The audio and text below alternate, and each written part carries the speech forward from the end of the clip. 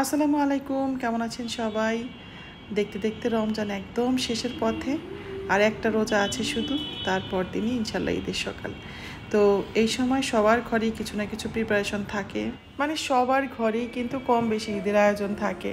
তো আজকে আর গতকালকে আমার ভিডিও দেওয়ার কোনো ইচ্ছা ছিল না, তারপরে আজকে দিলাম।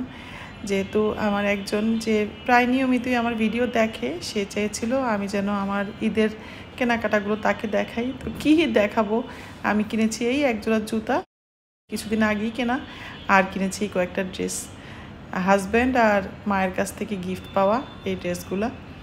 তো এই তো আমার ঈদের শপিং। এবার যে কটা ড্রেসই কিনেছি সবগুলো কিন্তু একদম পাতলা নরম সুতি কাপড়ের কিনেছি। যেহেতু এখন খুব গরম, তো ভাবলাম এমন কিছু কিনি যেটা পরলে খুব আরাম পাওয়া যাবে। আর এসব ড্রেস পরে যাবোটাই বা কোথায়, ওই এক শ্বশুরবাড়ি ছাড়া, কারণ দেশে তো আমার বাবা মা কেউ নাই। তো আর তাছাড়া বোন টোনও নাই, তাই আর সেভাবে নিয়ম করে নতুন জামা কাপড় পরে বেড়াতে যাওয়াটাও হয় না। ঢাকায় অবশ্য আমার নানা বাড়ি আছে, তারপর খালাদের বাড়ি আছে। তো সত্যি কথা বলতে কি, ওই নানা বাড়িতে যেতে আর ভালো লাগে না। যখন আমার খালাতো বোনটা দেশে ছিল তখন কিন্তু গিয়েছি, নানা বাড়িতে গেলে ভালো লাগতো, ওর সাথে গল্প করতাম। এখন আর যেতে ইচ্ছা করে না, এই জন্য ঢাকায় এখন আর ঈদ করে অতটা আনন্দ পাই না। যদিও গতবার আমার বাবা মা আমার সাথে ছিল, খুব ভালোই লেগেছে। তার আগে অবশ্য ইস্কাটনে যখন ছিলাম তখন ঈদটা ভালোই লাগতো। এই ফ্ল্যাট থেকে ওই ফ্ল্যাট থেকে ভাবিরা আসতো, গল্প গুজব হতো। তো এবার আল্লাহ জানে কেমন হবে ঈদটা। যাই হোক, আশা করছি সব কিছু মিলিয়ে, বাচ্চারা যেহেতু আছে, আমার মেয়েটা এসছে, ভালোই হবে। আমার এই ড্রেস দেখানোর কোনো ইচ্ছাই ছিল না, তারপরেও এস এম রাবি হাসান দেখতে চেয়েছিলেন। উনি আমার প্রায় নিয়মিত ভিডিওগুলো দেখেন, সুন্দর সুন্দর কমেন্ট করেন, এই জন্যই আমি ড্রেসগুলো এক ঝলক দেখিয়ে দিলাম। খুলে দেখানো সম্ভব না, কারণ হাতে এখন অনেক কাজ, আবার এইসব ড্রেসগুলো ভাঁজ করতে আমার কষ্ট হবে। তো এগুলো তো হয়ে গেল দেখানো, এবার আমি যাচ্ছি আরেকজনের জন্য একটু মানে একটা জিনিস বানিয়ে দেখাতে। সে হচ্ছে ইয়াসমিন শরীফ, আমার পরিচিত। তো সে আমাকে ফোনে বলেছিল যে আপু, মানে মেসেঞ্জারে বলেছিল যে আপু আমাকে একটু জর্দা সেমাই করে দেখাও। সে আবার নতুন রাঁধুনি, তো ওর জন্যই আজকে এটা করা। প্রথমেই আমি এক প্যাকেট কুলসন সেমাইকে 2 ভাগে ভাগ করে নিয়েছি। এবার এগুলোকে 1 ইঞ্চি 1 ইঞ্চি করে ভেঙে নিচ্ছি। এতে হয় কি, সেমাইটা কিন্তু ভাজতেও সুবিধা হয় আর ঝরঝরা থাকে। প্রথম অর্ধেকটা যেটা আমি ভেঙে নিলাম, এটাকে এখন প্যানে দিয়ে দিচ্ছি। এবার প্যানে দেওয়া হয়ে গেলে খুব সুন্দরভাবে অল্প আঁচে এটাকে টেলে নিতে হবে। তো যে 2-4টা সেমাই একটু লম্বা লম্বা পড়েছে, ওগুলোকেও ভেঙে দিলাম। আসলে নুডলস পাস্তা আস্ত খেতে ভালো লাগে, মানে লম্বা লম্বা ভালো লাগে, কিন্তু সেমাই ভালো লাগে না। যাই হোক, এবার এগুলোকে খুব সুন্দরভাবে অল্প আঁচে একটু লালচে করে টেলে নিতে হবে। এখানে কিন্তু কোনো ঘি টি কিচ্ছু দেওয়া হয় নাই, শুধু প্যানের মধ্যে অল্প আঁচে টেলে নিচ্ছি। বেশ ঝরঝরে করে সেমাইগুলোকে টেলে নিয়েছি। এবার একটা ছাঁকনির মধ্যে সেমাইগুলো ঢেলে একদম ফুটন্ত গরম পানি দিয়ে এভাবে একটু ধুয়ে দিলাম। মানে পানিটা দিয়ে চামচ দিয়ে একটু নেড়ে চেড়ে এটাকে ছেঁকে তুলে নিব, আর মাঝখানটাও ফাঁকা করে দিব যাতে করে কোনো পানি না থাকে। এবার প্যানে 3 চামচ মতো ঘি দিলাম। চামচটা কিন্তু খুবই ছোট, মানে 4 চামচের চেয়ে ছোটো। তারপর দারচিনি, এলাচি আর পছন্দ মতো বাদাম, কাজু, কিশমিশ সব দিয়ে একটু হালকাভাবে ভেজে তুলে নিব। মানে একদম অল্প আছে কিন্তু কাজটা করতে হবে, তা না হলে ঘি পুড়ে গন্ধ বের হয়ে যাবে।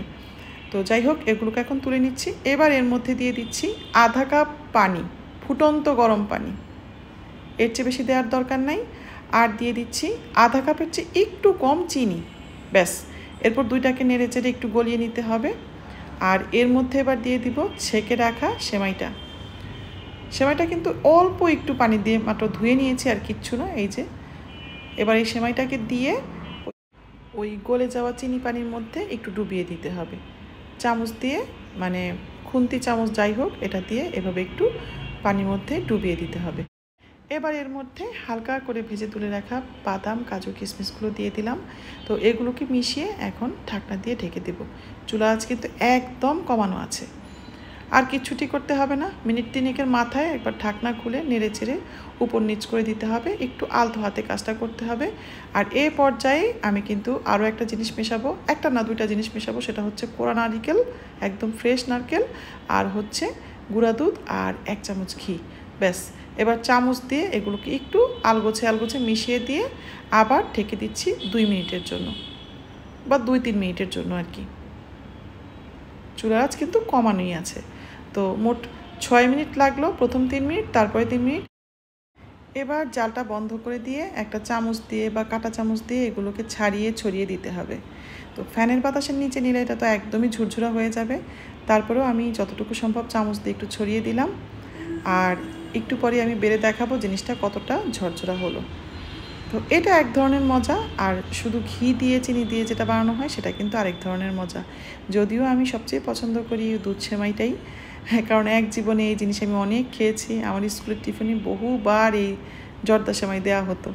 তো যাই হোক, দেখেন কতটা ঝরঝরা হলো। এটা হচ্ছে নারকেল তারপর গুঁড়া দুধ এর মিশ্রণে একটা সেমাই, ভালোই লাগে খেতে। আর এখন আমি যেটা বানাবো সেটা হচ্ছে না ধুয়ে যেটা বানাই সেটা। এর জন্য প্রথমেই ওই অর্ধেকটা সেমাই যেটা রেখে দিয়েছিলাম সেটাকেও আমি 1 ইঞ্চি করে ভেঙে নিয়েছি।